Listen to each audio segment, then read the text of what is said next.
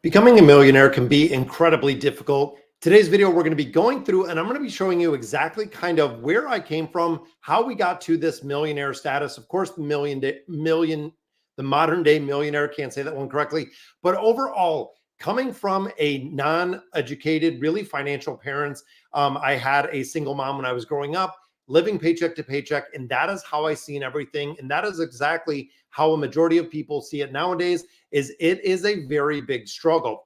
Now, some of you know that I did join the military when I was 18, knowing there wasn't going to be any money for college. Getting that GI Bill was imperative if I wanted to better my own personal situation and going in and getting money for college. Now, of course, before I went into the military, again, parents living paycheck to paycheck or my single mom living paycheck to paycheck, but working a job starting at about 15, walking to work, because at that point we didn't have a car, walking to work in a restaurant, which of course, kind of crazy, a 14 or 15-year-old actually walking to work, sometimes working till 10, 11 o'clock at night, and then walking home, usually about a mile, maybe even a mile and a half, depending on how busy it was or how crazy it was. Not that I lived further away, but it was a big distance depending on the route that you took. Now, of course, going into the military, you live below the poverty level when you get in there. Even being an E4, which I was a corporal in the Marine Corps, unfortunately, that pays about $30,000 a year. And even back then, I believe it was around 22 when I was enlisted, meaning it was going to be very difficult to go ahead and build wealth and have a really strong financial education, which is one of the reasons and what kind of led me through and down the pathway to where we are today with the financial education and the YouTube channel. So getting out of the military, went into a retail store, working at a retail store, soon got into management as I used my GI Bill to actually pay for school. Paying for school allowed me to get my associate's and my bachelor's degree with my GI Bill in business management. Again, making a big step because at this point, neither of my parents, both my single parent and my dad, had not finished school at all. There was no college degree. Even my brother, unfortunately, no college degree either. So I was one of the first ones in my immediate family to actually graduate from college. Went on and, of course, footed the bill in its entirety for my master's program to get a master's in strategic leadership with a minor in finance. And overall, getting and amassing really bills for a master's program was kind of crazy, but that took me to about 28, getting my master's degree and starting into retail banking. Now, of course, we started off retail banking, actually working for a national chain within a banking institution, and really felt like the financial education that I seen and that I was receiving, not only just from going to school, but also working in the financial institutions. I quickly realized that most people don't have their financial stuff together, including myself at that point when I started into banking. I was dealing with individuals that were living paycheck to paycheck, that were in overwhelming debt, that had student loan payments, that had car payments, that had so many expenses. They were never going to retire, which of course is very debilitating, really, to say the least, for a lot of individuals, knowing that they are just kind of stuck in this rat race, working a 9 to 5, and it is never going to end. That was the point of my life where I really took the step to say, hey, it is absolutely going to change. And I started working all that I could in its entirety and focused on paying down my debt and eliminating my debt. Quickly, I realized that if you're eliminating your debt, even when, again, thinking of this point in my life, roughly 28, starting off at a financial institution, I had student loan debt from my master's program. I had regular expenses like rent, had my utilities, all of that, had a car payment, had a credit card, carrying balances on there. Of course, I was running down the exact same financial path that my parents had, that everyone else kind of that I surrounded myself with was just living paycheck to paycheck, financially being really not the smartest with money. I would say, again, kind of looking back, not being the smartest with money. And that is when I decided to make a change. Now, the first big change that I made was focusing on debt. So I made a commitment. I made a commitment to myself. And then it was my girlfriend, which is now my wife, but made the commitment that it was time to eliminate debt. And it was time to really look at being frugal, being a lot more really just strategic with my money, knowing exactly where we wanted to invest money, but also focusing on paying off the bills.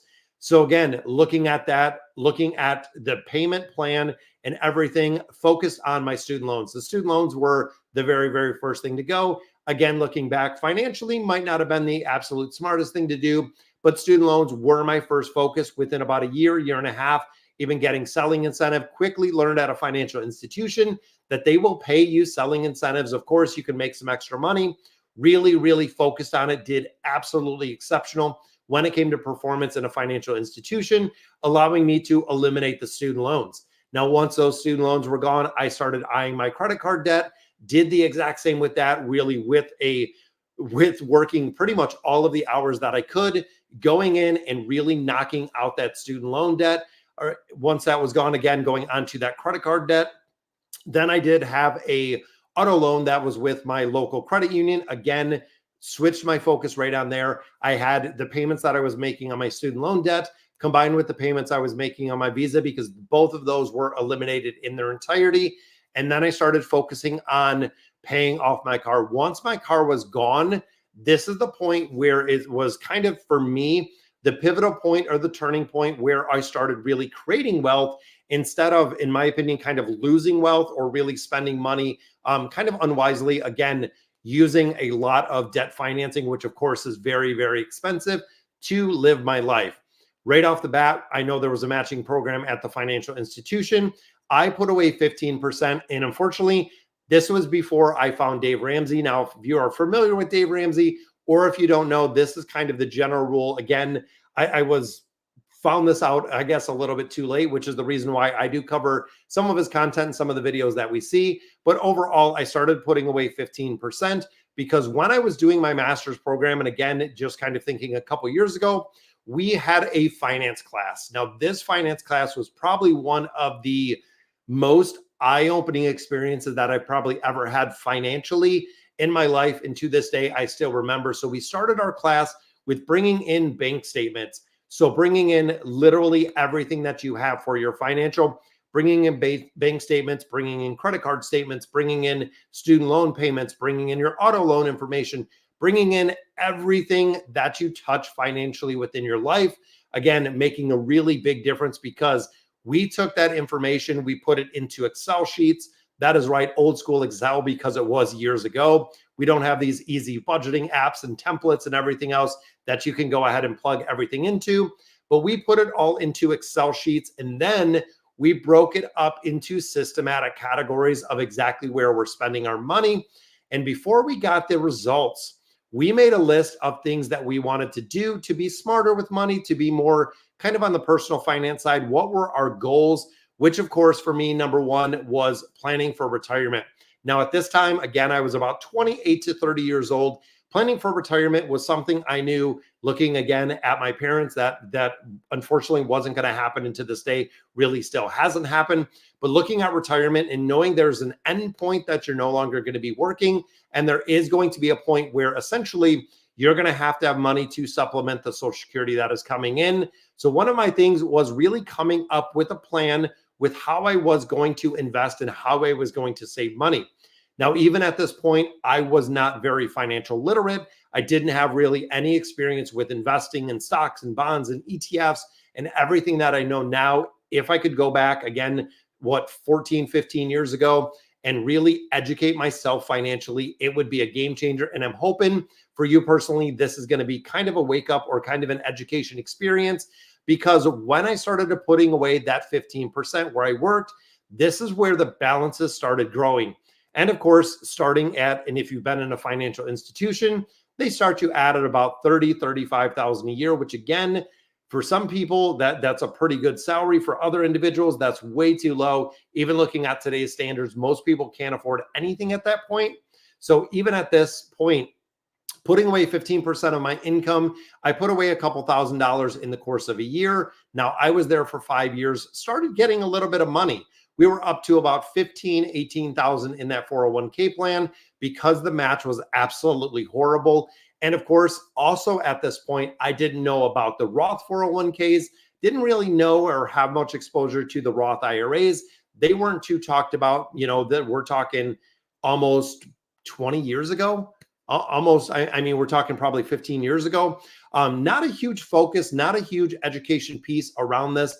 And again, I was working with individuals that didn't have much income, that were, living kind of paycheck to paycheck, hadn't had I known now what I essentially didn't know back then, it would have been an absolute game-changing, really conversation that I could have had back then.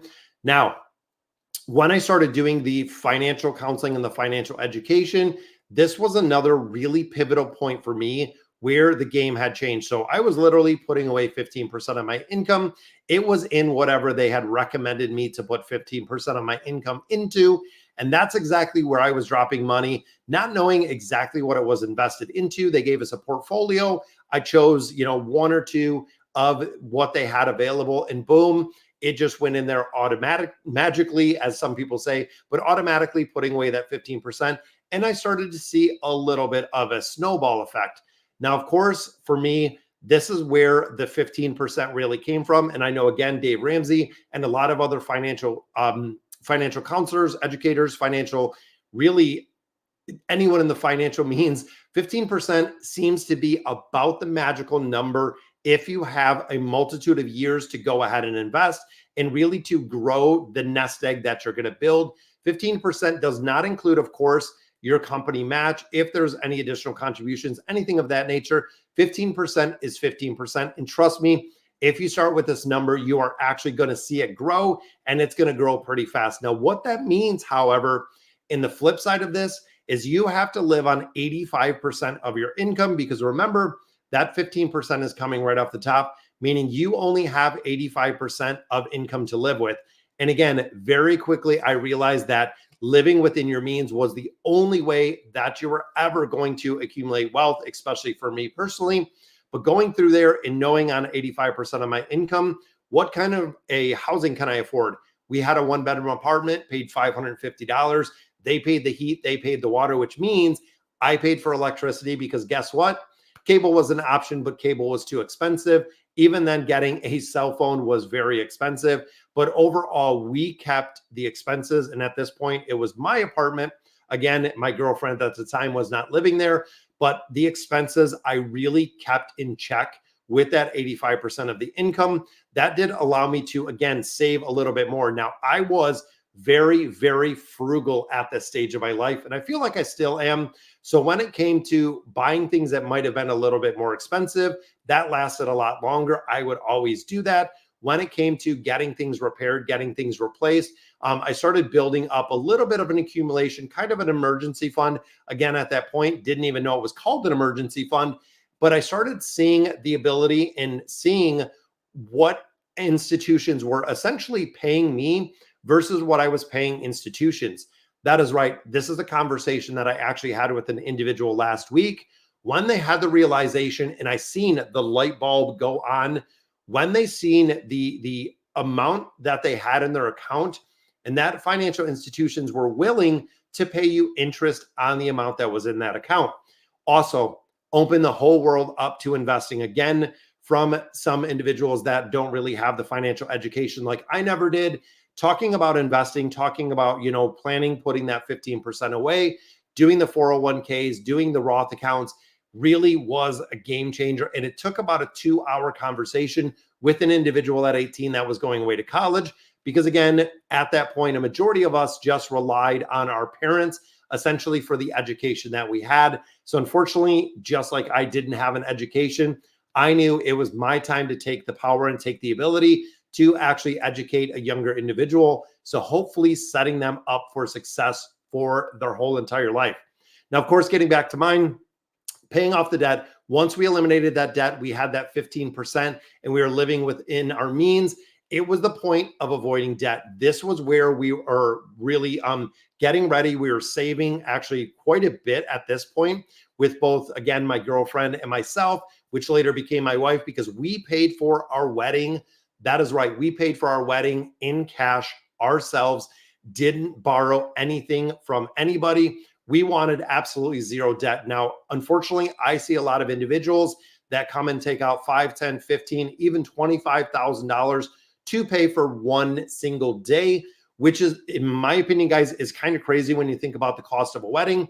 But they come in and really, once you get out of debt, avoiding debt like the plague is huge. Now, I know there's going to be a point probably getting a mortgage that I would love to have paid for a mortgage with cash, but however, it wasn't feasible. This means that maybe taking a lower term, 15 years works perfectly. Even when we got into getting into a house, rates were incredibly low. During the pandemic, we're at 2.5%, which is kind of crazy.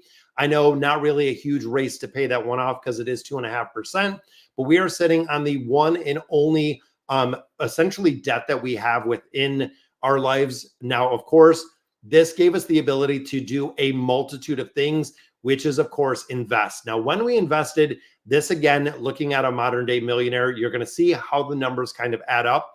So we started this with really not much of a savings account, or really not anything in a savings account, when my wife first got married, because again, we spent all of our money on the wedding. Wedding only cost us about $10,000 to $12,000, which meant that we could start saving money for a down payment for a house.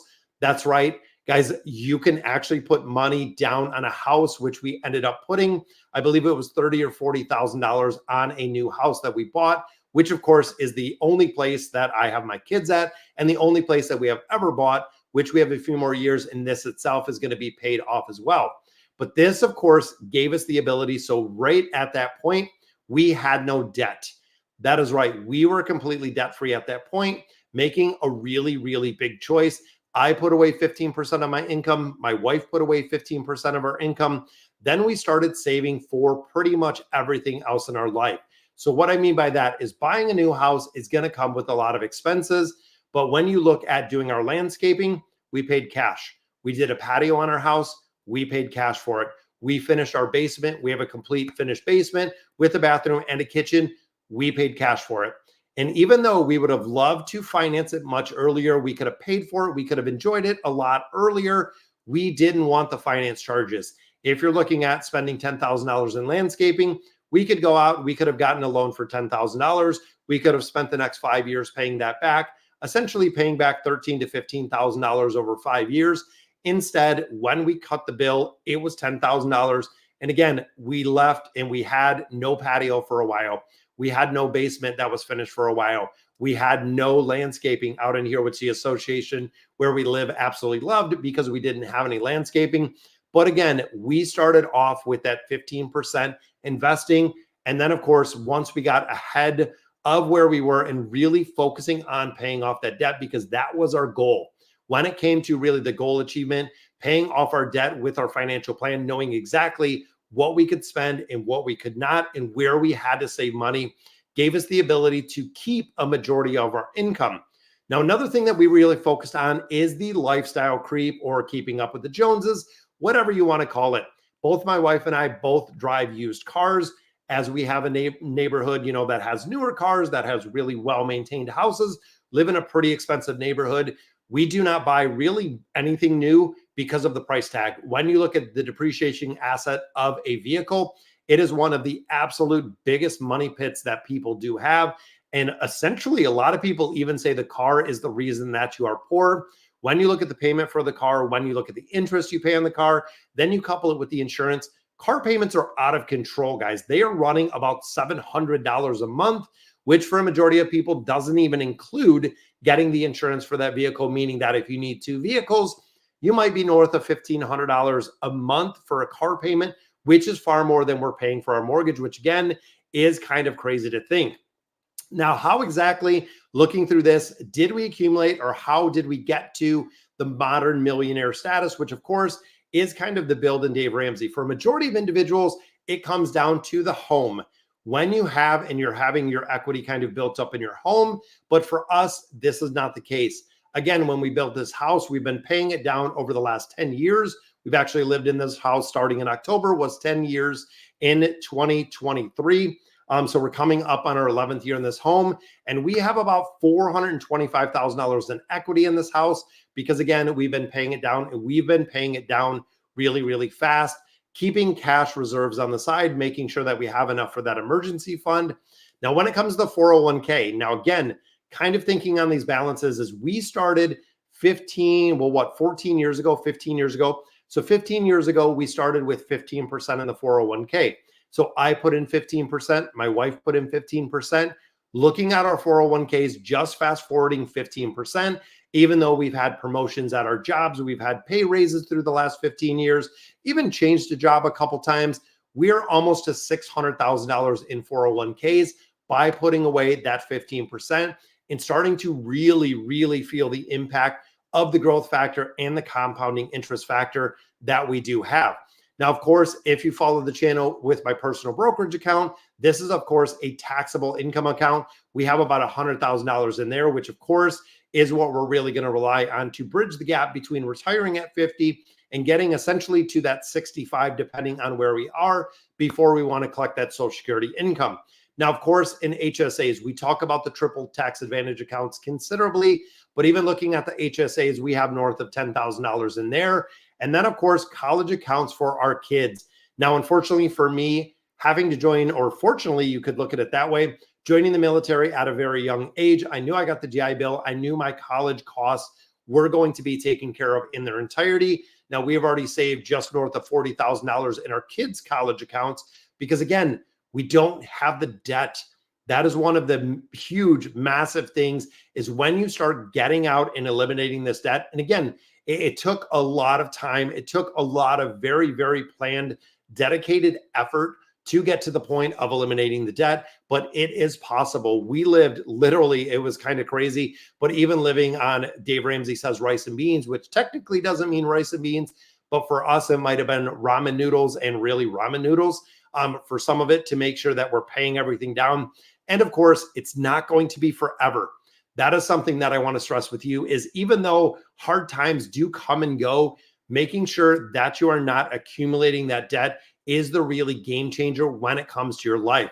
Then, of course, though, getting back to that modern day millionaire, we have roughly 30 to 50,000 at any given time in savings accounts. That's what we use to an emergency fund, taking us up to about $1.2 million. And of course, we still have about another 6 years at least to work, which means those 401k balances, we want to get them well north of $1 million. Again, thinking another 6 years, not only in the compounding effect, but also in the contributions. I'm putting in 15%. She's putting in 15%. We are putting a lot in there as well as putting money into our brokerage account. And we are just stacking everything to when we get to the point to get ready to retire or actually, go ahead and turn in our pink slip to no longer work. We're going to take a little bit of money out of the brokerage account. Essentially, that has been growing up into the point where at the retirement. So again, let's say 6 years down the road, taking money out of that brokerage account, just throwing it down on the house, being done with the house, and we will eliminate all of our monthly expenses or actually be completely debt-free at that point, meaning the only thing that we have is kind of the monthly expenses. And of course, as the investments continue to grow, covering the monthly expenses is what we're doing with multiple income streams. Now, I cannot stress this enough, guys. When you look at dividends from the investment accounts, when you look at YouTube, just like what we're doing here, having a side hustle, having something that you like to do, or having those passive income streams are an absolute game changer. If we can get to the point of having $1 million, $1.5 million, $2 million in an investment account where we're just pulling, let's say $40,000, $50,000 out of the account every single year, means that the principal balance is going to maintain and be intact. And essentially we can take money off of that every single year to supplement the monthly income or the bills that we actually have during the month, and being able to cover that with what we have coming in on a regular basis. Again, this is going to be where we're looking to bridge the gap between really where we are retiring early and where we're going to get to the point of supplementing it or stop taking it with the Social Security income we're going to see in the future. Now, of course, outside of there, we do have some company stocks. We have a few little things kind of here and there to really, again, kind of supplement what we're building out of there. So a lot of people do ask, why should I start investing now? What is really the benefit? Big picture, guys, if you're starting to ask the question, should you start investing? The answer is yes. We have seen the stock market go up and up and up, even in 2022, or even a couple other years where we've seen the market definitely dip. It has always come back. It will always come back. I mean, short of a earth-shattering event where something is not going to recover or really at all, there's going to be a point that you need to start investing. If you're asking the question, you are already on the right path with wanting to invest and really getting into investing. And now's the time. Even if you start, again, we kind of broke it down before, starting number one with the company match. That is the big thing. When you do a company match, if your company is offering 4%, you're putting in 4%, you're getting a 100% guaranteed return. There is nothing, including cryptocurrency, that is going to give you a guaranteed 100% return on your money, short of really going in and putting money into the match that you have for the 401k. And then, of course, focusing every penny into and paying down debt. The elimination of debt is really, again, for me, the pivotal point. Where it changed my life was the realization of going through my finance class during my master's course and going through and seeing exactly where my finances were, breaking it down. And I really challenge you to do this yourself. Go down, write down everything that you owe, what the interest rate is, and exactly how much you're paying in interest, because you'll quickly realize that if you're making, let's say, $3,000, $4,000 a month, and $500, $700, $800 for a lot of people is being eaten up in interest in its entirety, it's time to change. Again, it might be difficult. It might seem like it's an impossible task, but I have helped people through financial counseling do this a lot. Honestly, I have taken people that are literally in the DE credit, where they have collections calling every single day, working with creditors, working with collections, coming up with repayment plans, coming up with really how are we going to manage everything. For some people, it might mean a side hustle. It might mean a second job. It might mean picking up extra shifts and extra hours at work, but you got yourself into the hole. It is really time to get out. I was in the exact same situation, not having any financial education, and I chose really consciously that that is not going to be the same factor for my children.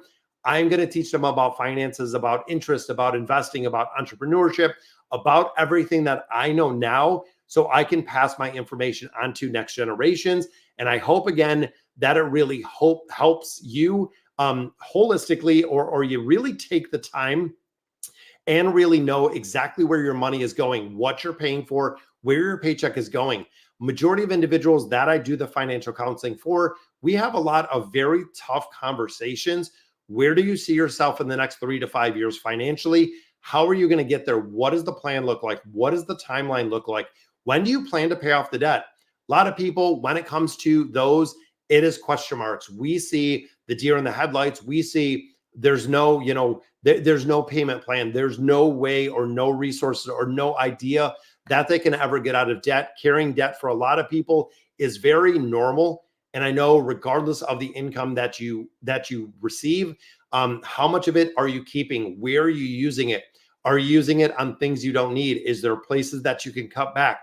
This is kind of where your spending plan or your budget comes in, really making sure that you do revisit it. For my wife and I, we have a budget. We go over it once a month. Majority of the expenses kind of stay the same. We check out where our investment accounts are. We also see where we can kind of cut back, even looking at, things with our children for school, very expensive extracurricular activities. Where can we cut essentially and save out on some money, which makes a really big difference, because it has to come into a plan and you have to know exactly where your money is going to be utilized, which again makes a big difference. So I'm hoping, again, that you take something away from this video, especially from where I came from, parents not knowing anything financially, and unfortunately to this day still kind of struggling with it because of that. And I don't want to put my kids in the exact same situation that I was in when I was little, and I hope you feel the exact same. Sorry, guys. So that is going to do it for today's live stream. Thank you guys for joining me and watching the video. Let me know in the comments what you guys think. Subscribe to the channel. And as always, thank you guys for watching.